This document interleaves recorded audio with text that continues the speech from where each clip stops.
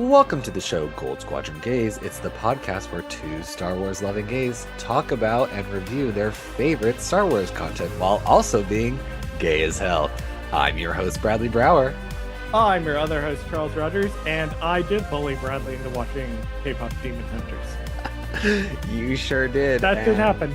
It happened, and now I added it to my Pop Girlies 2025 playlist, and all I can do is listen to the music. I can. Right?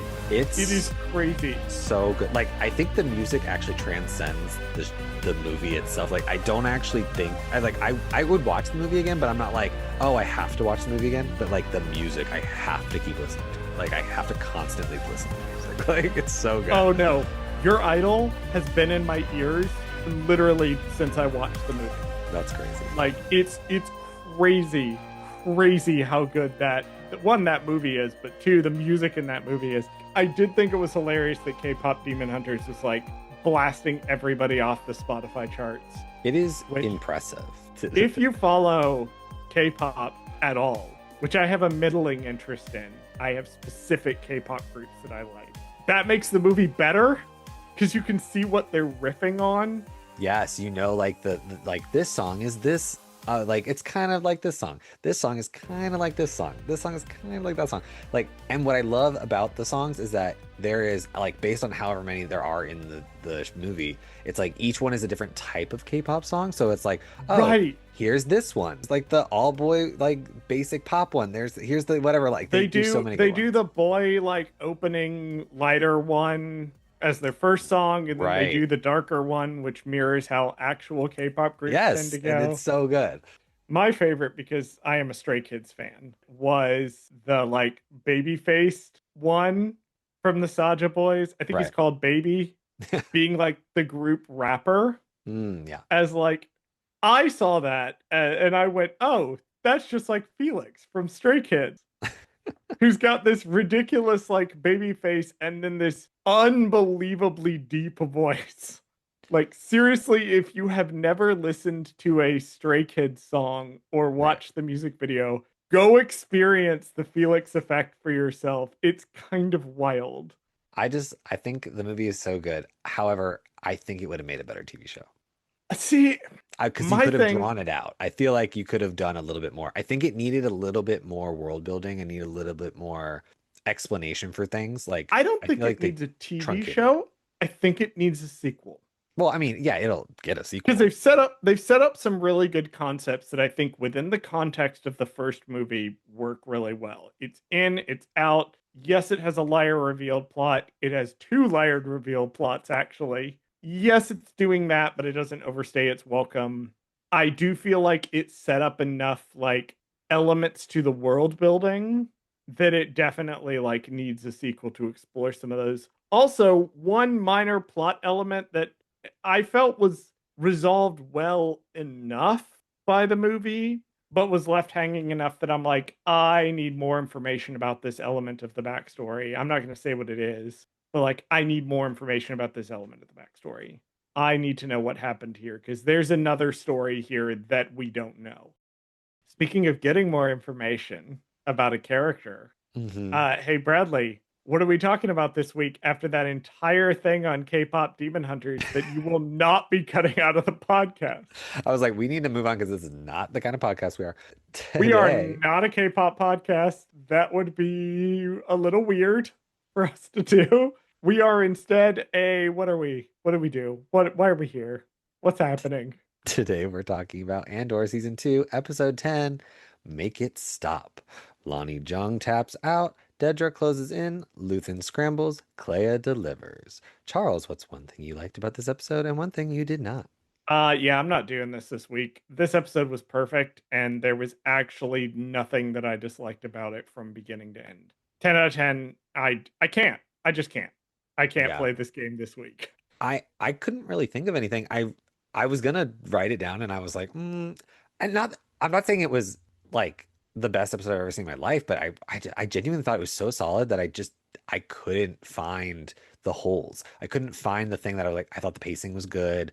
I thought that everything, the flashbacks were timed in good spots where they needed to be. Like, I thought every storyline like works really well, even if they're, quicker or whatever. Like yeah, I don't really have a ton of like complaints. Maybe I'll come up with a nitpick sometime when we're going through like the explanations, but I don't know. I'm It's sure I'll it's have a hard. nitpick in here somewhere. Yeah. Yeah, somewhere. Yeah. Well, we might as well get started. But before we dive into the episode, we're going to continue our recurring segment. Yes. Bradley, we've jumped another year forward. What year is it and what is happening? Well, now we are in 1 BBY. This is the last time we're gonna be just jumping through time. What's interesting though is that when I was going through the 1 BBY to see like what was going on, one of the things that Wikipedia kept telling me was that 0 BBY, there's only one event that takes place in all of 0 BBY, and that's A New Hope. The And Battle of Yavin. Yeah. right. And so nothing else happens in that year because they wanted to make sure that it was a good, like jumping point of like, okay, this is like a starting point. Like you can either go before or you can go after, hence BBY and ABY. And it's just like there's nothing else. So it's just really interesting that it does that. This is now 1 BBY, so we're going to be talking about pretty much everything that happens right before. Or at least the most interesting stuff, according to the movie Rogue One, is right before. So Oh yeah, I did double check and yeah, no, it considers 0 BBY. So 0 it's like is it's a time. year? I don't think it's a year. I think it's just the time frame of No, because here's the thing. There's 0 BBY, which is the events of A New Hope. right, So it's everything from the beginning of A New Hope up to the destruction of the Death Star. right. But then 0 ABY keeps going. Oh, Yeah, I we didn't even get look at 0 ABY. we get everything up to 7 months after the Battle of Yavin at least. Okay, so then A fuckload of stuff happens okay, so in then 0 0 ABY. BBY to 0 ABY is its own year. I think it's a whole year Oh, okay, okay, okay. that So then I see what it is. that Because the way kind I of read it, I was like thinking like 0 ABY was like the month that takes place for this A is New Hope very confusing. or the week that takes place. This I don't know dating what it is. system makes no fucking sense. It doesn't. But anyway, let's pretend it does for a second. So 1 BBY, a couple things Okay. happen in the year 1 BBY, which most of the things because we've seen pretty much all of them on screen because it's not very hard to do stuff right before A New Hope. 1 BBY, some significant things. Obviously, the Empire begins mining for Kyber crystals on Jeddah. Sabine Wren passes the dark saber on to Bo-Katan. Kanan Jarrus, spoilers for Rebels, is killed on Lothal, and a group of rebels steal the plans to the Death Star at the Battle of Scarif, hence the events of Rogue One. Now, I thought that this one was going to be kind of boring because I felt like we kind of know all this stuff, right? So I wanted to do Right. something more interesting of stuff that happens in 1 BBY, and I wanted to tell you who was born in 1 BBY. That's interesting. Okay. Who was born in 1 BBY? I'll get off the 1 BBY page and not Okay. scroll down so you can surprise me. So I have about three different births or adjacent that are interesting. So the one that's the least most interesting is Jason Sandula. It says he was born after the liberation of Lothal, and in the reference book Ultimate Star Wars New Edition, it states that he was born before the Battle of Scarif. So since those events can be dated to 1 BBY, Jason was born in 1 BBY. So that's one. Okay. Then a more interesting one, per the reference book Star Wars Timelines, Armitage Hux was also born in 1 BBY. Huh. So, because we always think of him as like obviously like an adult. So it's like, Yeah, well, his that's his weird. dad is a pretty like major part of the Rebels tie-in novels by Jason Fry. I just thought this is when he was born. Okay. Now, the next one is more of a guesstimate. Some people are like, I think people are just guessing based on the average age, but the Skeleton Crew kids are all Oh. approximately 10 years of age in Skeleton Crew. So, hence, they must be born in 1 BBY if they're around Hmm. 10 years old. So, or So they're you're all born telling around me here. so you're telling me that Fern and Armitage Hux are about the same age. Yeah. So, let that sink in for you that the Skeleton Crew kids Okay.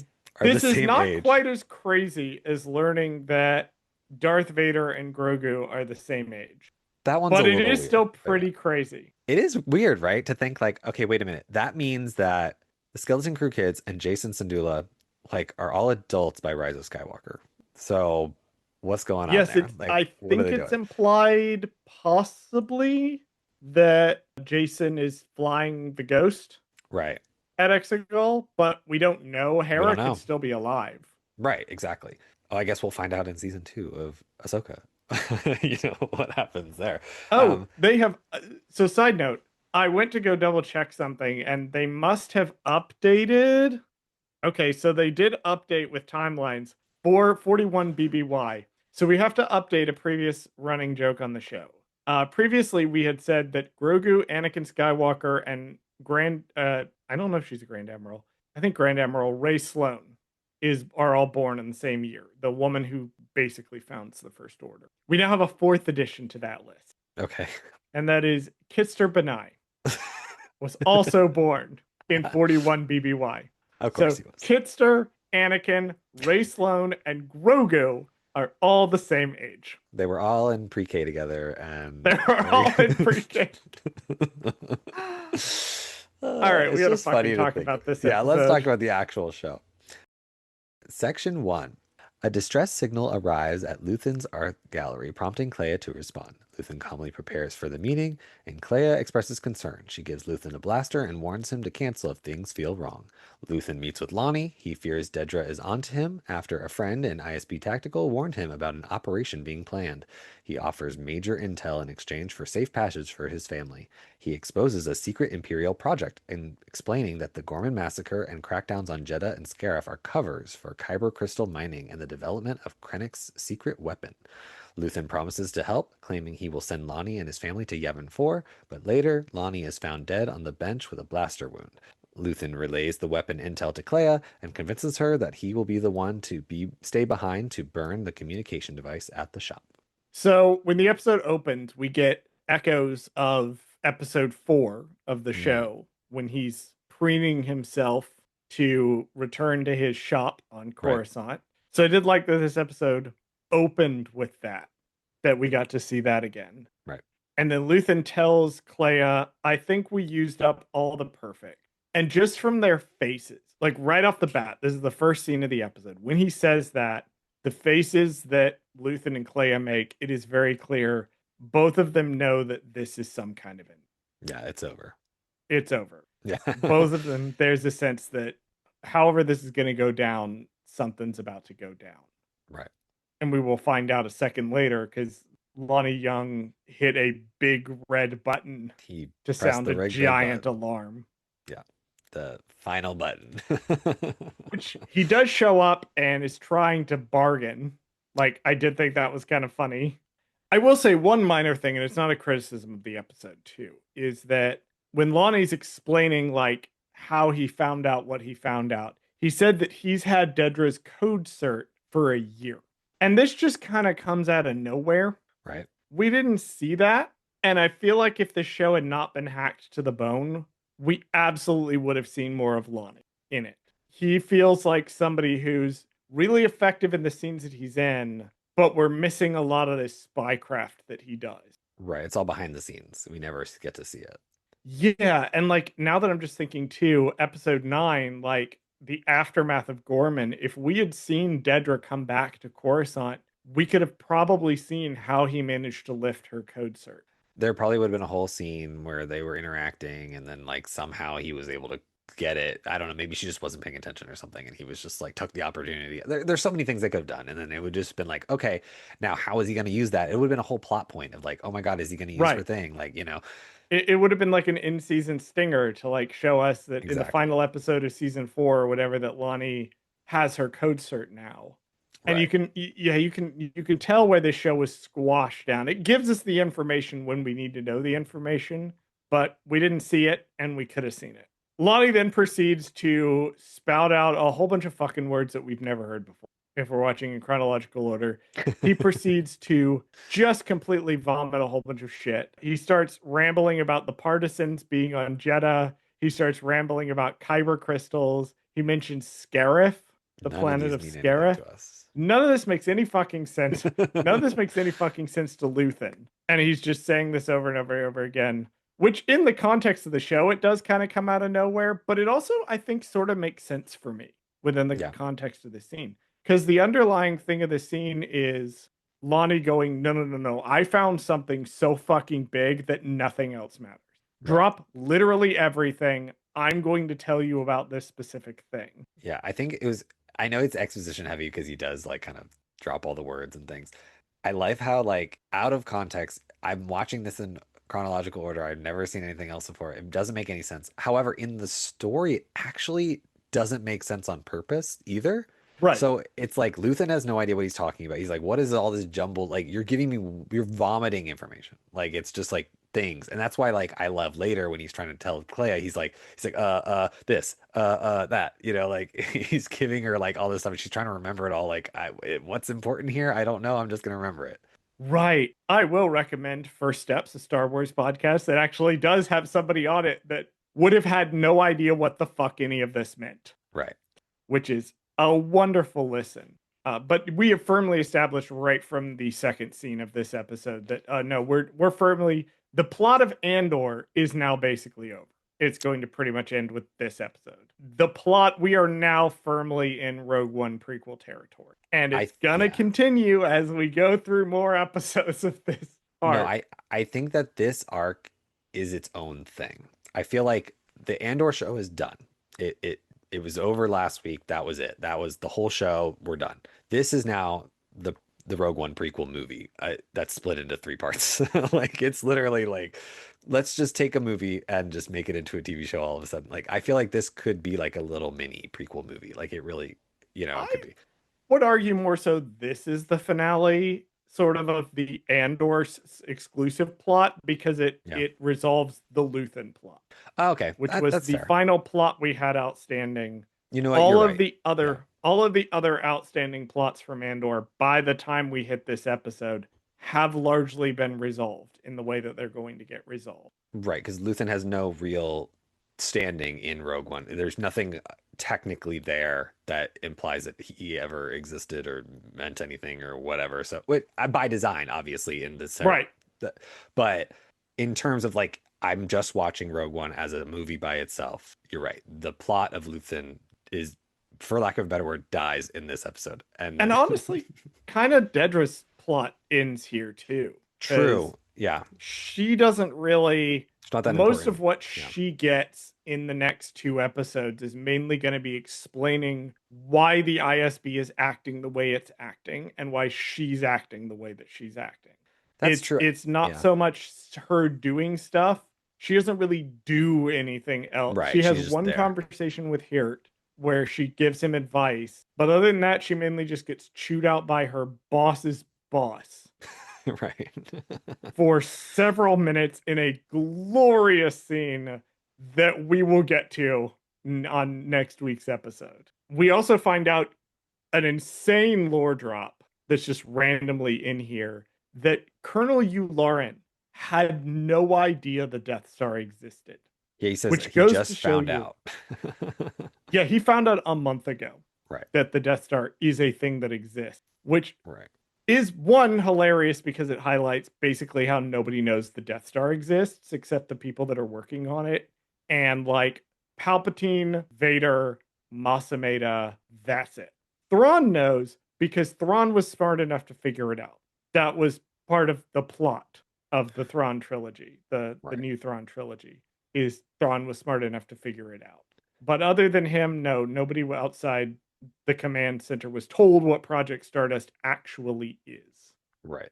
I do also have to clock that the minute that Lonnie was told Yavin's name, You that got it. motherfucker was dead. Yeah, you knew. That You just motherfucker was dead. There was no way in hell. no, it was obvious because the way he even says it too, he's like, "Oh yeah, the Well, most secret thing in the world that they're not supposed to tell anybody ever."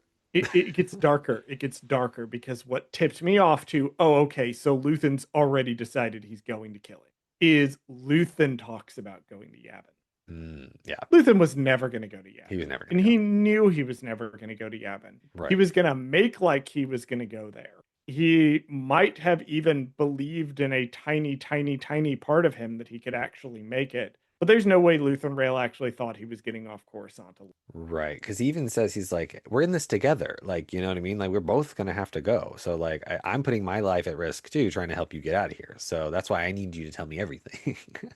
God. Luthen was such a good character. Yeah. I say was. Was. Was for reasons we will get to here Mm, shortly. yeah. Well, because also too, the next shot, which is Luthen literally having to walk around a crowded street, like possessing, being the only, having just shot Lonni before meeting with Kleya. Luthen is the only person outside of the Imperial Command who knows that the Empire has built a planet-killing weapon. And he just has to keep a straight face while he walks around with the Right. knowledge that the fascist government he's been fighting for however many years, 10, 15 years, is about to possess the power to destroy an entire planet. Ugh. Stellar, stellar acting, stellar with the music. The music is so fucking chilling. It's crazy. It's crazy. The Tuca cat, the Yes. little Tuca cat that finds Lonnie's dead body sitting in the park. Hey, I'll never complain about adding a Tuca cat into every Star Wars show. So you'll especially not complain about this one because I'm going to quote from the StarWars.com Andor Week 4 trivia guide. Okay. Quote, the Tuca cat in the final scene between Luthen and Lonni has a color that says Pix, named for the recently deceased dog of one of the visual effects artists. And dialogue also identifies the pet by name. End quote. Nice. So What a fun way to honor what a your fun way to honor dog, man. your dead dog. Yeah, I is love that. by immortalizing their name in Star Wars forever, I which also is pretty think fucking that, cool. wherever these shows or movies go moving forward, I think if I were taking over for Kathleen Kennedy, I would have to implement a rule that says you have to put at least one Tuca cat in your Star Wars media if you're making a Star Wars media. I would agree wholeheartedly. I think I If think it not a has to be a Tuca rule. cat, you gotta look. You gotta have a cute animal. I need a Tuca cat feature in every single property moving forward. Even Andor managed to have a cute animal Yes. in it. It had a cute droid and a cute animal. That's why it was so good. I, It's I not the mean, quality of the writing. It's the fact that they had a cute droid and a cute animal. Things that are not cute. I just want to note a reaction I had to rewatching this for my notes. I'm going to address it later okay. in a later scene. But I did write down the note that Luthen probably also just got Young's wife and kid killed when he shot him. Yeah. That Lonnie mentions his wife and kid, and then he's got them hidden away, but he needs to get them out. And I was like, oh, Luthen probably just killed them too. However, this will be addressed. And I do want to point out that Lonnie does say in this scene that they probably are not on to him at Okay. this point, because Okay. otherwise they would have sent somebody after him by now. He's Yeah, been he said they wouldn't have burned, let him leave the but they building. don't Yeah. know what he knows. Right. Yeah. And I do also finally have to note that the scene on the stairwell between Kleya and Luthen, this is the last time they will ever speak to each other. And it's arguing over who's going to burn the evidence. And I think it's actually knowing what we know now, obviously for the rest of the episode, it's actually really bittersweet because the only other time they interact, more than just looking at each other is the flashbacks. And so it's Yes. like, yeah, it's such a great, like, okay, here's their last time they're really interacting in the present. And then it's like, okay, now we're never going to get to see that ever again, really. So, I mean, And not to final jump goodbye, ahead but yeah. too much, but the flashbacks will end with them becoming Luthen and Kleya. How Yeah. Sergeant Lear and this unnamed girl became Luthen Rail and Kleya. Next Section section. 2. Inside his gallery, Luthen destroys evidence by pouring a burning liquid on the fractal radio switchboard, but he is interrupted by a visit from Dedra, who pretends to be a curious customer. She plays along briefly, admiring artifacts before revealing she brought him a Starpath unit and has known his identity for some time. She accuses him of spreading chaos from across the galaxy and claiming his rebellion is over, while Luthen argues the rebellion has already taken root and cannot be stopped. She demands Luthen surrender, and he responds by stabbing himself with an artifact blade, collapsing before she can arrest him. Luthen is evacuated by medics under tight Imperial security, while Kleya watches helplessly from the crowd. At ISB headquarters, Partagaz informs Hurt about Dedra's failed raid, capturing who they believe to be Axis, while Hurt informs the others that Lonni was just found dead. At Luthen's gallery, ISB agents conduct a thorough search of the scene, collecting evidence. I love that Luthen says there's two pieces of questionable providence in the gallery when he's talking to Dedra. This can mean a couple of different things, but the one I immediately thought of was, oh, Luthen and Kleya. Oh, I thought it was Luthen and Dedra. There's a couple of ways to Okay. interpret this. Yeah. Only because they were currently obviously in the gallery. So I just assumed he was talking about like, we're both putting on a facade. We're both not who we say we are kind of thing. Yeah, Like, that's also a way you can read it. yeah, that's the way Like I there's read it. Yeah. it's clever dialogue. There's No, multiple for ways you sure. can read this. I also love that this is just brilliant writing. That when they're having their dialogue, which I'm not going to get super into because it is like incredible writing. Right. Luthen picks up the knife, right? And rather than just holding the knife, which would be suspicious, he picks it up with intentionality, hands it to Dedra, and lets her hand it back to him, but then doesn't put it down. Right. So that she forgets, because she handed it back to him, that he's holding it. Brilliant. It's incredible. It's fucking incredible. Well, you don't really notice it either. It's very like kind of like I feel like they distract you on purpose to be like he's presenting the knife to her, she's looking at it, they're talking about it, then she hands it back, and then we kind of subtly see him take it, but then like we don't ever see him like place it on a stand or like put it back to where it was. He's just not concealed it, but he's just has made it not a point to notice that he's holding it anymore. It's crazy. It's crazy. Brilliant. Then she fucking whips out the Star Path unit from episode 3 You know that she's they been left thinking about behind this them. forever. She literally says, my next note, she literally says she has been dreaming of this moment. And my note is she's been practicing She's this been fucking practicing this speech moment. in her head Yes. for half a decade. She sleeps with that Starpath unit on her nightstand, and she looks at it every single night before she goes to bed. Every night before she goes to bed, her nightly ritual is to rehearse what she's going to say to Axis when she finds him. Exactly. This woman is obsessed with Axis, and that's been her character, is she's obsessed with this man to the point she will break rules to find him. And now she has, and she's like, I am reveling in this moment. This is the greatest thing ever, which she then proceeds to verbally get her ass handed to her.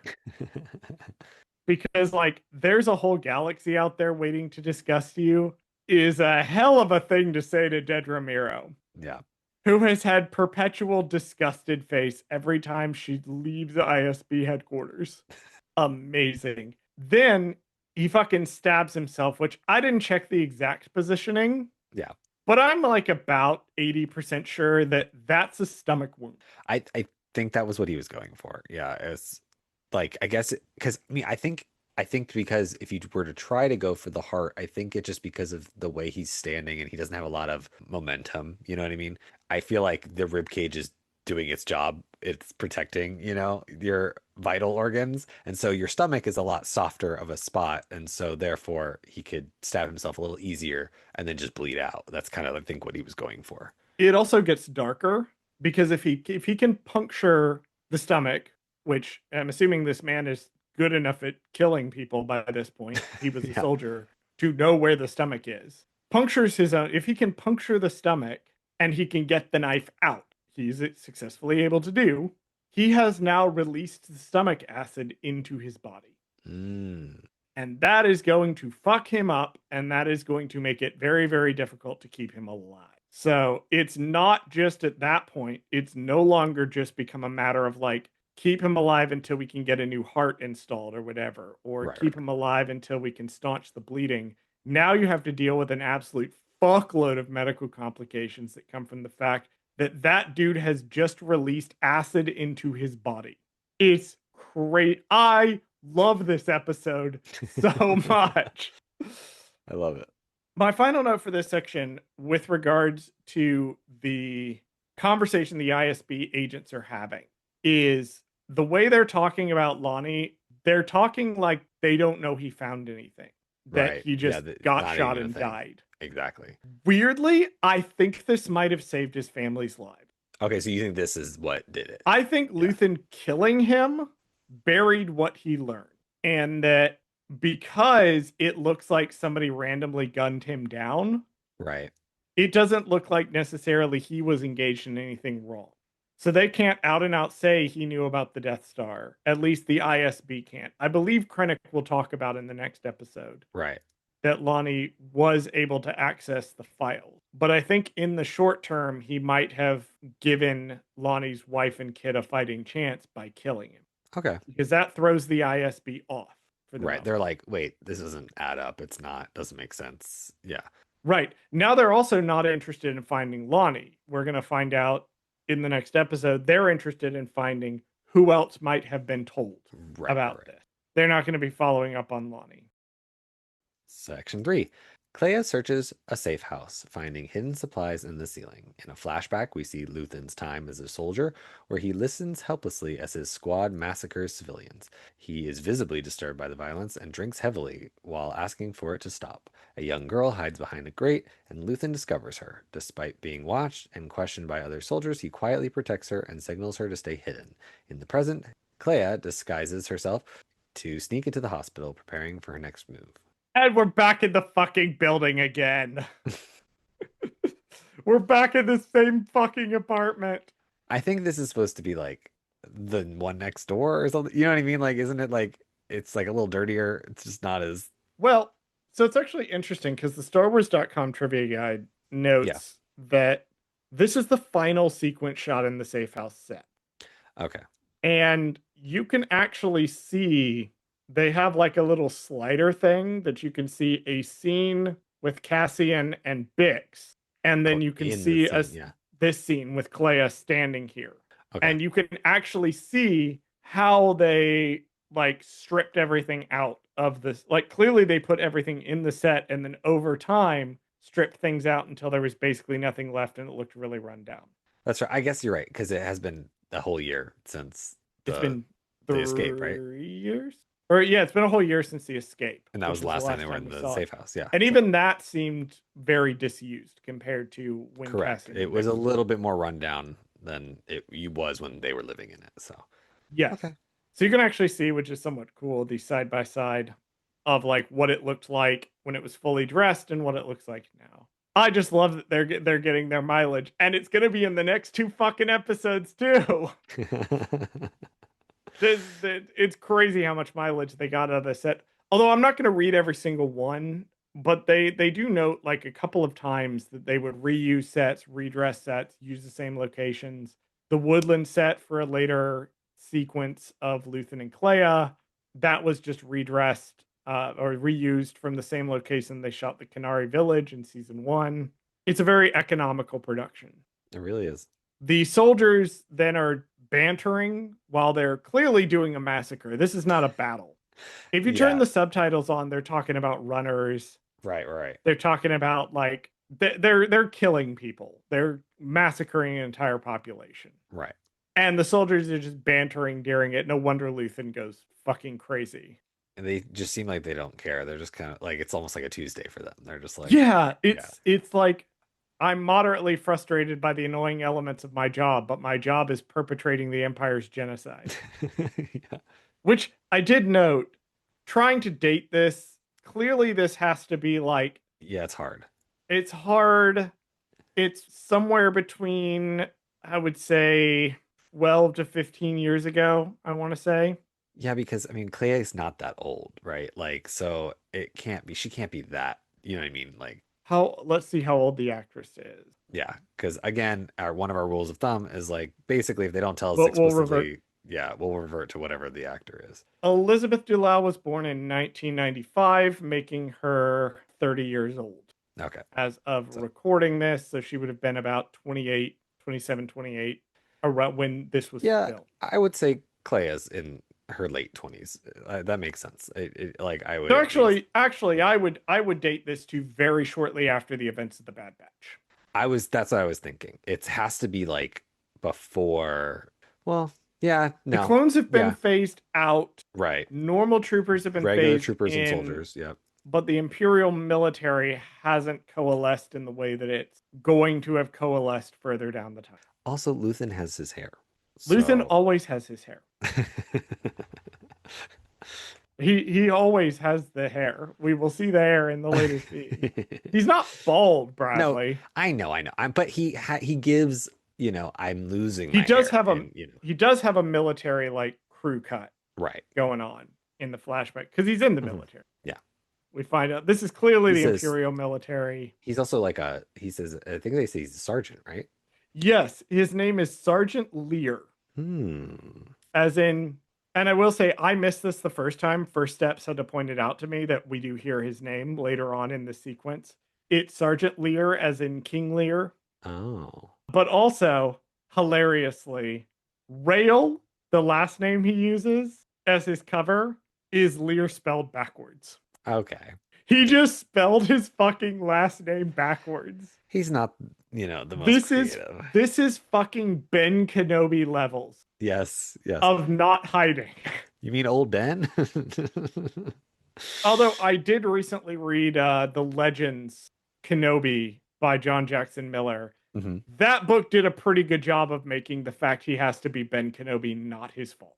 However, in canon, we have no explanation, so he's just bad at hiding. I love that. Luthen also clearly has some sort of native language because he reverts to it. He Mm. says, make it stop, and then he says what is clearly make it stop in his native language. Oh, I didn't catch that. Yeah, you kind of have to turn the subtitles on for this scene Oh, okay. to really get the full effect of what's going on in it. Because he's so traumatized by what he's seeing, he started speaking in whatever language he grew up in. So I have to ask this because Kleya storms out of the building, and this is as good a time as any to ask Bradley. What point did you figure out she's not going to save him? Do you remember? Uh, Probably the very end of the As episode. it I, also took me until she was on the staircase. yeah, I think Which, yes, she was yeah, on the fucking staircase, Bradley. We'll just get that out of the way now. Yes, she uses the fucking stairs at one point. yeah, there you go. There's more stairs in Star Wars, but This is another thing that's going to haunt me. This is another thing like the flamethrowers that is just going to haunt me down right. the line. That will now be blatantly apparent to me anytime somebody uses stairs in Star Wars. But it was on the stairs that I figured out. So it took me a good chunk of this episode to figure out she is not going to save him. Yeah, I think Spoiler, I she's just gonna had too fucking much. kill him. I think I had too much hope for this episode. You made it through what, nearly 22 episodes of the show and had hope. Yeah. Okay. Moving on from that insane statement. Another thing that had to be pointed out to me after the fact is we get a pretty clear shot of the hospital and the name of the hospital. That is the Lina So Hospital. Ah, which I You do know, remember that name. you do So know this I do character. know the character. Named after Chancellor Lina So, who was Right. Chancellor of the Republic during the High Republic era, specifically during the events of phases 1 and 3 of the Star Wars The High Republic Publishing Initiative. Speaking of somebody with fucking cool ass cats, because she has those two giant fucking lions that follow her around everywhere. Oh, yeah, I guess I forgot about that thing. Or Yeah, no, did I not know that? she has two giant fucking lion things that follow her around. Oh, She's I got a wonder, hospital do named they, after her. I was gonna say, do they show that at all? I was gonna say, well, I was wondering if like maybe outside the hospital they had them like in statue form or something like that, but Oh, I that would guess have I been didn't. so sick. That would have been really Have good Lena little So detail, and Matari and Boru like a statue of them. Yeah. like Um, statues of them. no, but I love the simple thing of just a hospital being named after someone in Star Wars. Like it's just such a simple like little detail, but like that leads me to believe now that that means there are Sheev Palpatine hospitals somewhere on So funny you should Coruscant. mention that. Hold on, I'm gonna look up the actual name Okay. because it's insanely long. Funny you should mention that because do you remember in Revenge of the Sith when they show up at that giant fucking tower to rebuild Darth Vader? Uh-huh. In canon, that is called the Grand Republic Medical Facility, also known as the Grand Medical Facility. However, in legend, that is no joke called the Chancellor Palpatine Surgical Reconstruction Center. And during the events of Revenge of the Sith, it is renamed the Emperor Palpatine Surgical Reconstruction Center I'm dead. in Legends. I've been I reading a mean, lot of Legends yeah, books recently to prepare for Legacy Expo in Burbank, California, September 13th through 14th. And that actually came up that's in a actually recent one hilarious. that I listened to at work. Yeah, the Impal Sioux Recon Center. Huh. Love that detail. So in Legends, that's what it's called. Section 4. Inside the hospital, Dedra pressures a doctor to prioritize Luthen's interrogation, demanding the floor be cleared of all patients. Kleya infiltrates the hospital in disguise, gaining access to the locker room, where she changes clothes and steals medical scrubs. She blends in among the hospital staff and patients, quietly observing from a distance as she moves through the facility unnoticed.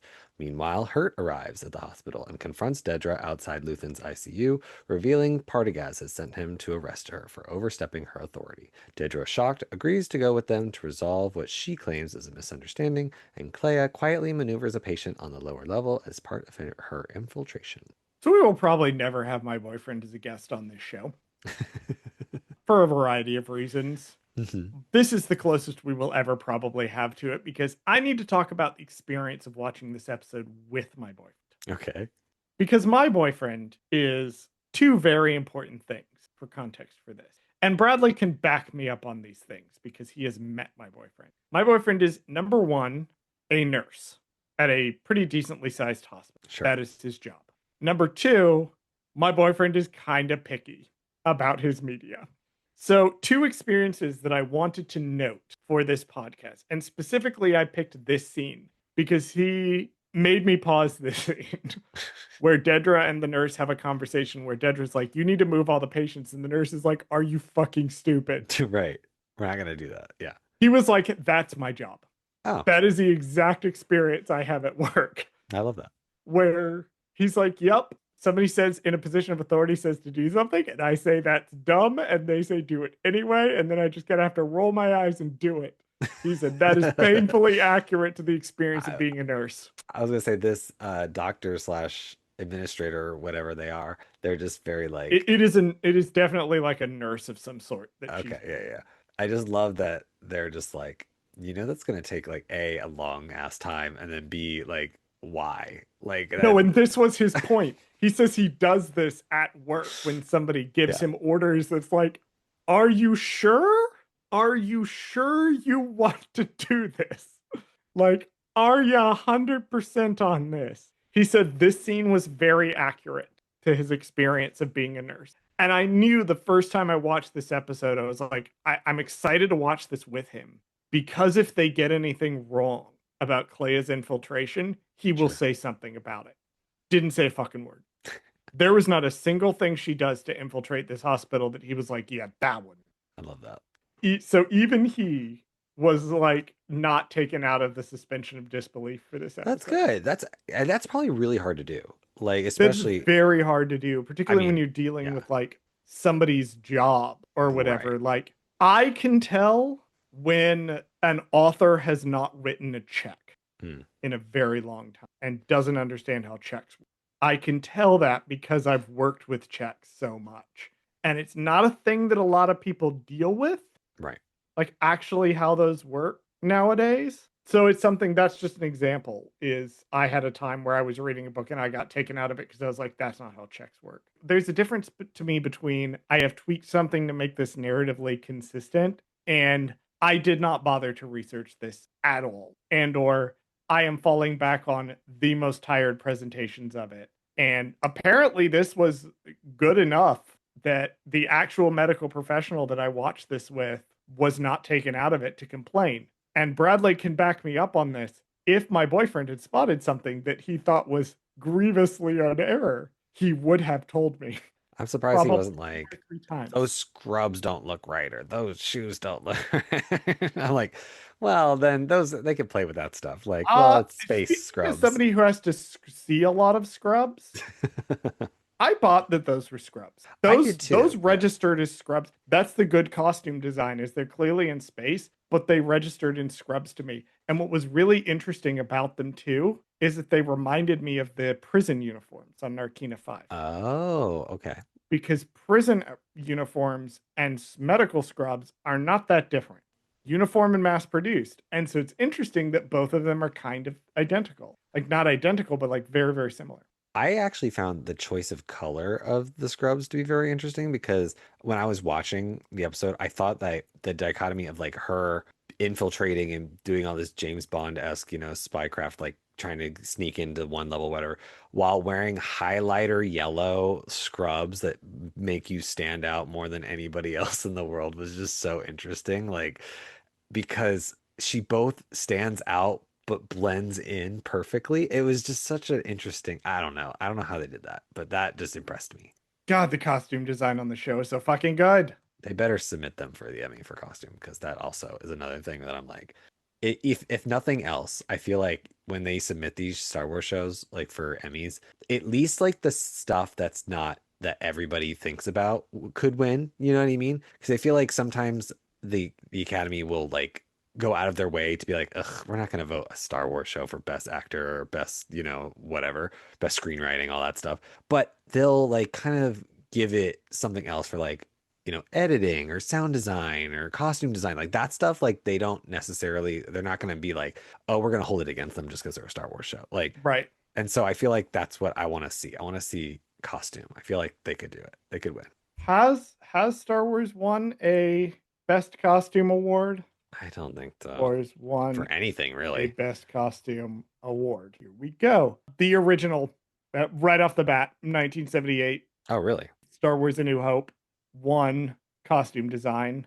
But That's as far fair. as the Academy Award goes, yes, the original Star Wars, John Molo won the Academy Award in 1978 for Best Costume Design. We talked about Elizabeth Delau, who plays Kleya Markey in this episode. Earlier, I pulled up her Wikipedia page in order to check her age, and I happened to scroll down because I was like, I'm sure she's been in other things, like in the time since Andor Oh, since came Andor. out, Yeah, yeah, yeah. which she did film 4 shows that came out before Andor, even though Andor season 1 was her first acting gig. But there's an update to this list that I have to bring to the pod. She's in Wicked, Wait, like the major motion picture? the major blockbuster motion picture from last year. What? Mhm. She's the voice of Piebald Deer in the, I believe, in the Something Bad scene when the animals are meeting. She's the voice of the deer? She's the voice of the deer in that scene. Iconic. I know, right? That's pretty. I now I have to go back and watch Wicked just for her. Now I just an excuse to go back and watch Wicked. Yeah. It gives me a reason to watch something bad. One of the worst songs in the One of the show. I worst mean, songs what? in the show. Arguably one of the worst songs in the show. Arguably one of the worst Um, songs. I think for me, it is the worst song in the show. it's just it, if everything else in the movie is so fun and like, oh my God, Sentimental it's Man is fine but bland. Wonderful, you were all wrong about Wonderful, and I will be proven correct this year. I'm just shocked. That's so crazy. And you know what? Powerhouse. You were in Wicked. You were in Star Wars. What's next? She's gonna get a Marvel thing, I'm sure, at some House of point. Guinness apparently is her next upcoming project. Okay, interesting. She's also been in King Lear. Oh, that's hilarious, actually. I knew she did some kind of stage stuff, but I that's funny that Oh, she's done Shakespeare. She's done Julius Caesar and King Lear. that's hilarious for the themes of this episode, but also that's Yes. amazing. She's also been in The Importance of Being Earnest, which is a fucking incredible play. And she's also been in the Laramie Project, which is somewhat relevant to this podcast. Well, this is now a Stan podcast. This is now an Elizabeth Delau Stan podcast, yes. So, But we do need Elizabeth, to if you're continue here, talking about I this was like, if episode. you're Elizabeth, listening, if you're listening, we love you, we and love you. we will be following your career with great interest. It didn't clock to me the first time why Dedra needs Luthen to talk so badly. Okay. And it only clocked to me this time. She needs Luthen to talk to save her ass. It's the only reason why he's being kept alive. It's If she literally loses him, she's dead. because he's just a guy that died that she broke Because into his she chakras. had Yeah. access against protocol, Right. went rogue, grabbed this guy, botched the raid. If he talks, she can salvage her career. Right. She's validated in her Yes, she'll get an emotion, but claim. she will Yeah. also be the person who got access. He dies, she's fucked. Yeah. She has no, there's nothing else she can do here. And I also love that they just leave him. Like, she's just like, oh, fine, let's go clear this up. And then, like, Well, because hospitals are very secure places. right. Well, especially if you have a whole fucking army on the floor and you're, There's a lot of security in a hospital. They've got a small army on the floor, which they've right. closed down. They've got troopers around the building. Yep. There are no security cameras in hospital rooms. Mm. I do know, but there are a decent amount of security cameras in hospitals to monitor. We literally see them in this episode. Yeah, there's a in the I think it's the first shot of her coming into the hospital we see on the We security see her, camera. and Yeah, that'll be a surprise tool that'll help us later right. in a later episode. We see a back to tank, which is just a nice nod. Nice to have that there. I'm currently listening to the Back to War, so I was thinking about Back to a lot. I also love that she waited for Hirt's day off. I love her. I She's like how she's he so evil, but I love her. but I like how he brings it up and he's like, "Oh, you would do that. You would do it on my day off." Hmm. I was literally sitting at the pool with the other Empire twinks and we were He drinking was having a mimosas. pool day. They were Not the having a Empire, Speedo pool day, not the Empire Speedo pool day. the Empire Fascist Speedo pool day, and they were all, you know, listening to pop music. They are Okay. listening to like synth pop. They're listening to the Niamos remix. There you go. They're listening to the Niamos remix at the pool party at I don't know, what's like an old gay that would Masameda's house or something. Palpatine. Oh. I mean, what? Palpatine, Masameda, I mean, arguably does it Tarkin. Take does your pick. does Masameda not give like old gay energy? Like he goes to piano bars and stuff like that, and then like, on his Hey, day don't off. knock on piano bars. I'm just saying like as an older gay, he probably appreciates. Uh-huh. Uh-huh. Uh-huh. He definitely You know what'd appreciates be jazz music, you I'm know what'd be sure. super funny? You would be super funny if it's Vader. Vader hosting the Twinks Vader at his host pool party. Vader hosting random twink pool parties. Mind you, he's not gay. He's all in for Padme. But it's just like everybody else in the Empire I is mean, hosting Speedo twink pool parties. And so Vader's like, well, I kind of have to. It's part of my job. I So he cannot. throws these twink pool parties. He's just standing in the corner, like All covered there, up. all covered up. But he's just like there in the corner. That's hilarious to me. No, he's DJing. No, there we go. That makes more sense. Vader just wants he's not gay, he just wants to have a sick pool party and he Right, knows exactly. that in order to have a sick pool party you need to get the gays there. Right. So he'll let them be there, but they just have to put up with his set. That's hilarious. This is the quality podcast. This is the quality content that you come to a podcast called Gold Squadron Gays for. That's right. And you would get a lot of this content and that we don't cut out in our Patreon episodes that you can get by going to patreon.com/Gold Squadron Gaze. Great plug, Bradley. There you go. I have to do it once in a while too. My final note for this sequence is he's been waiting so long to arrest her ass. Ugh, he wanted it so bad. It's like he's been lying in bed. His nightly affirmations is practicing what he's gonna say when he gets to arrest her. Glorious. Section 5. In a flashback, a young Kleya and Luthen pose as father and daughter selling a statuette to a shopkeeper. Kleya handles the negotiation, impressing Luthen. Outside, she asks if he is really his daughter, and Luthen replies that she is when it's convenient, revealing their new aliases as they prepare to find food. In the present, Kleya uses an alien patient as cover, taking a turbo lift to the ICU, attempting to pass through the restricted zone. When she's blocked by an ISB officer, she directs through a side corridor.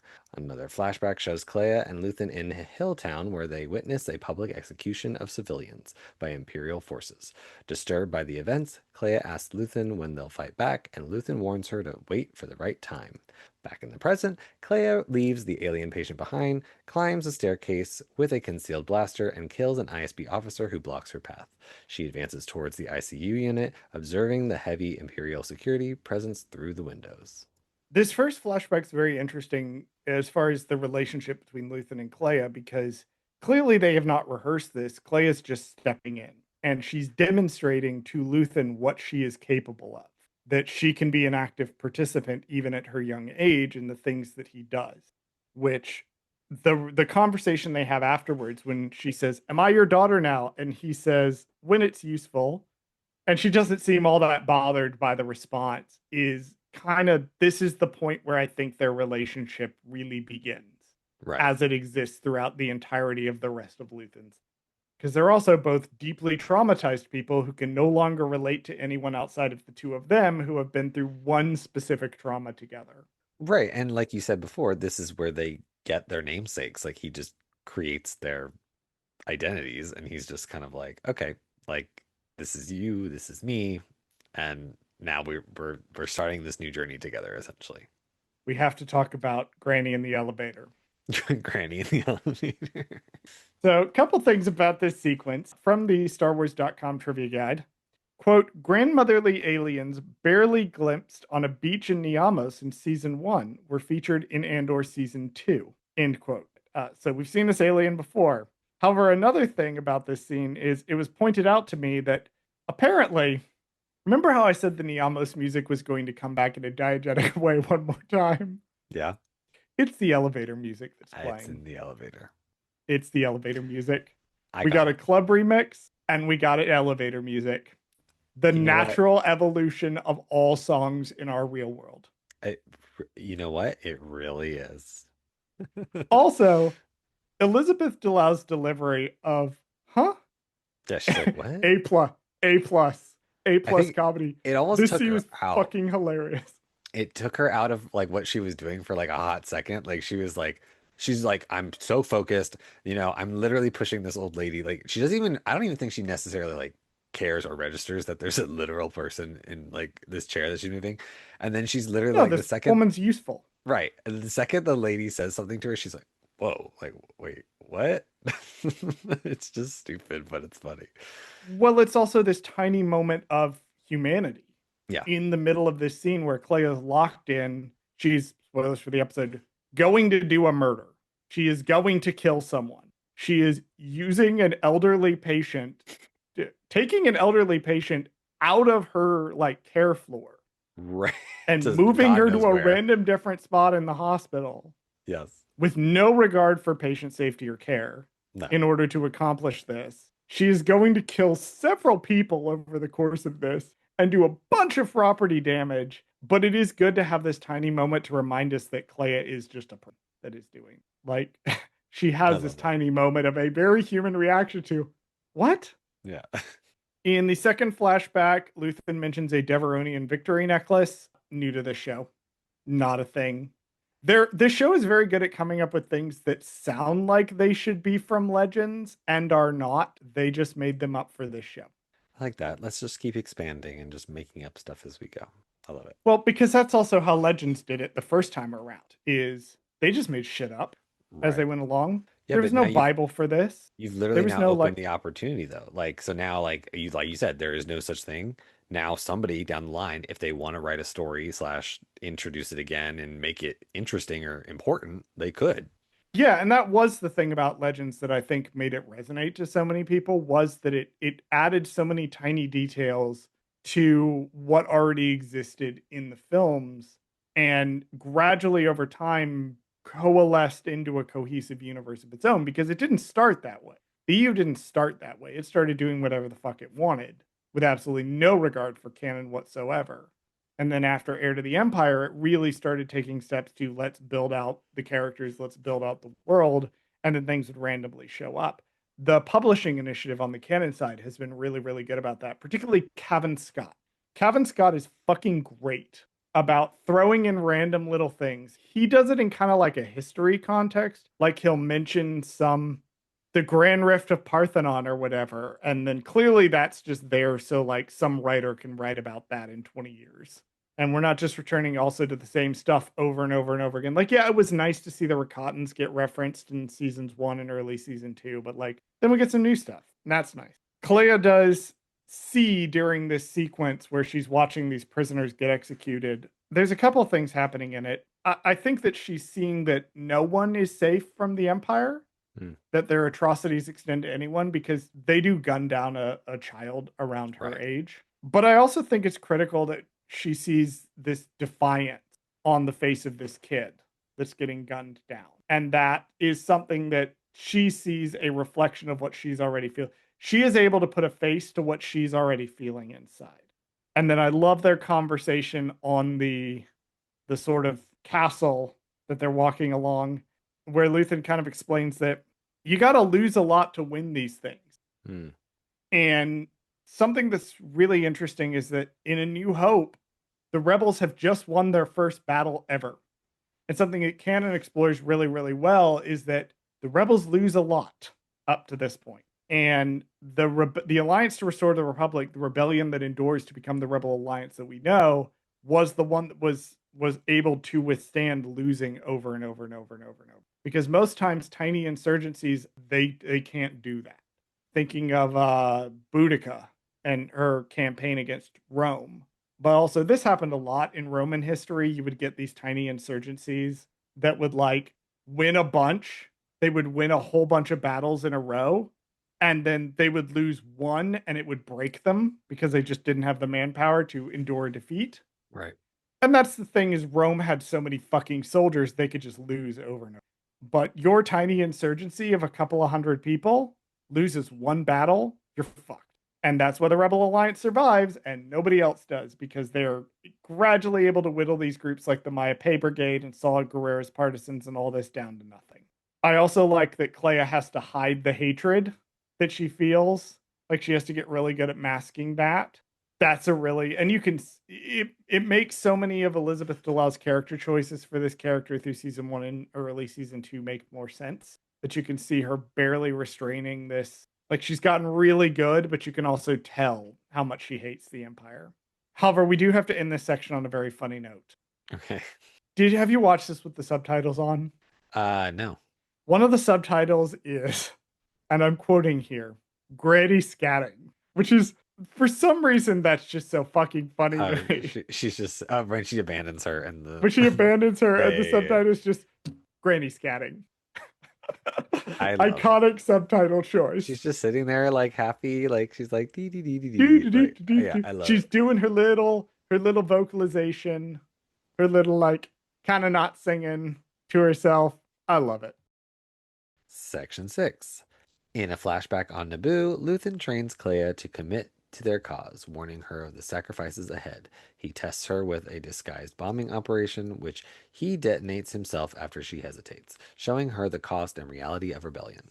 In the present, Kleya uses the same type of transmitter to detonate ISB vehicles outside the hospital, creating chaos. She shoots two guards and unlocks Luthen's ICU room, and finds him in a comatose on life support. Kleya shares a final emotional farewell, disconnecting Luthen's life support while crying and kissing him goodbye. She escapes as ISB officers discover the aftermath, leaving Luthen's lifeless body behind. The fact that Luthen chooses to begin his rebellion on the Emperor's homeworld is great and all, but there's actually a more fascinating fact about the location of Naboo on this in this sequence that I want to touch on with you specifically. So, according to the trivia guide, quote, for its season 2 appearance, Andor production returned to a relatively unknown Naboo shooting location, Hever Castle in the District of Kent, England. In 1997, George Lucas filmed an ultimately deleted scene there, where Jedi Knights Qui-Gon Jinn and Obi-Wan Kenobi, with their Gungan companion Jar Jar Binks, enter the Theed Royal Palace grounds after escaping a dangerous waterfall. End quote. Then the next piece of trivia, quote, ILM utilized the area around Lake Como, Italy, previously photographed in August of 2001 by George Lucas for Star Wars Attack of the Clones, both for helicopter shots of Gorman and background plates for Naboo, end quote. So the background you're seeing is Lake Como. Right. But the bridge itself, the filming location, is from a deleted scene from Phantom Menace where they come out of the bongo Right. and they're about to go over the waterfall I and they think have I've to get seen out of it. this. Yeah, Yes. that scene. This Right. is the same filming location. Because I think Jar Jar's not fully rendered in that scene. Yep. Yeah, so it's like a little It messy also looking, but it, yeah. it was cut later from production, like later in editing, Right. because it appears in some of the adaptations. Huh. Like the novelizations or something? I'm Like, pretty sure it appears in the novelization. got it. Interesting. I love that Kleya tells Luthen, "You're just being sad." Like, why are you doing this? You're just being sad. You're just being a sad old man. That's great. I love the characterization of the young Kleya. Like it's so perfect because it's a different enough character that it doesn't feel like she hasn't changed in 15 years. Right. But we see the proto Kleya here of the Kleya we will come to know. I know. It pisses me off that they slammed all the flashbacks in this episode because I'm just like, I kind of wish like if this had been a final season, you know what I mean? You would have gotten like a little bit more of that. Like we could have This would gotten have maybe been a other whole stuff. episode. Uh, There would have been none of the cutting back and forth. This would have right. been a whole It would episode. have been its own thing. Yeah, they would have done just a solid episode of just the flashbacks, and we would have been like, "Oh my God, it's the best episode of the season. We got to see the whole flashbacks of all of their story and blah blah blah." Oh, so good. Luthen needs to make sure that Kleya is committed to the cause, but at the same time, I think this is sort of one of the last moments of humanity we're going to see from him for the rest Right. of his life. Because he does, like, the whole point of this is not necessarily just to make sure she's committed, but to give her an out because he is concerned that once she starts down this path, rather, as Yoda says in Empire Strikes Back, once you start down the dark path forever, will it dominate your destiny? And I think he believes that if he starts her down this path, she will not know peace in her life ever again. And he does care about her.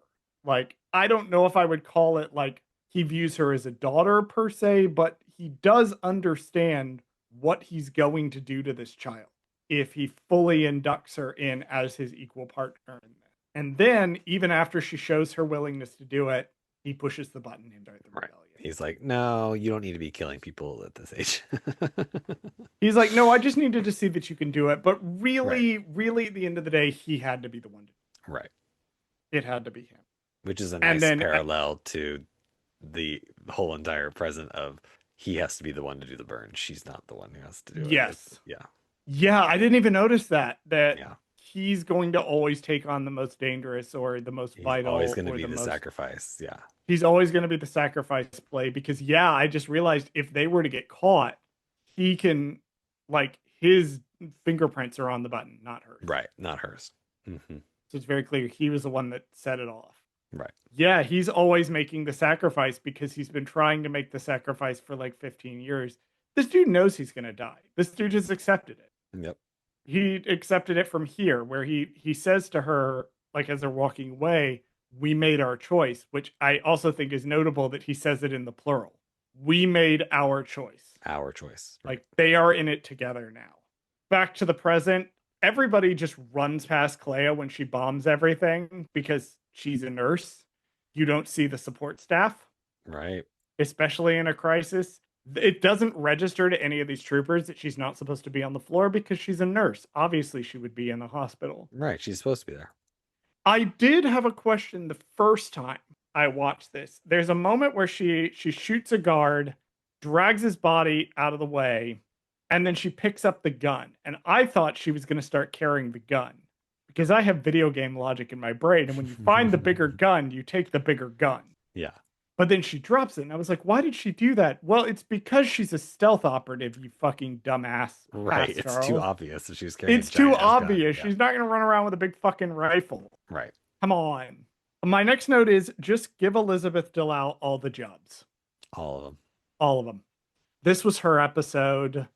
She killed it. She Her really and did. Stellan Skarsgård, but like more Right, so yeah. her. We've seen Stellan Skarsgård Yes. act his ass off before. This was, I think, the fullest showcase of her acting talent, and she needs to be working forever.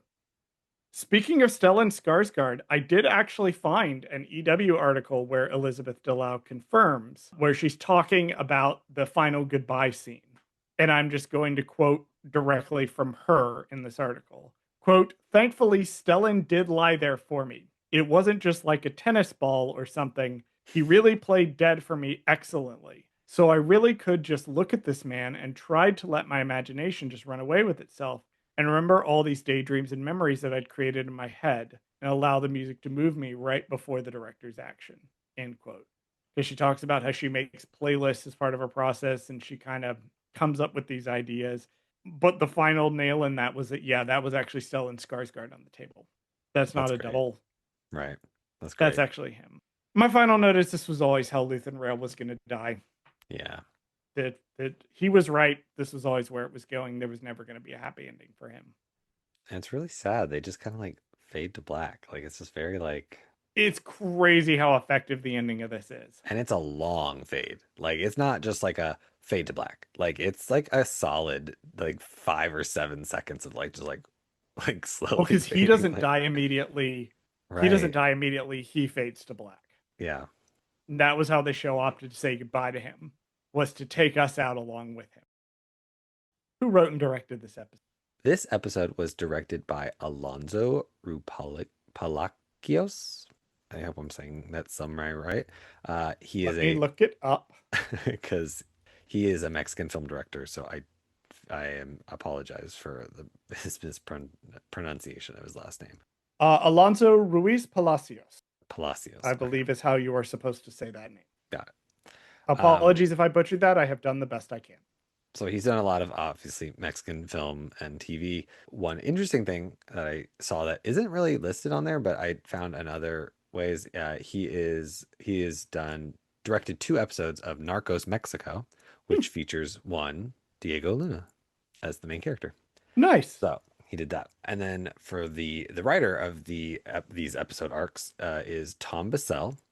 He is a journalist and a writer, and one of the interesting facts that I found that I thought you might find interesting is that so he wrote an article about the cult film The Room in 2010 in an article published in Harper's Magazine.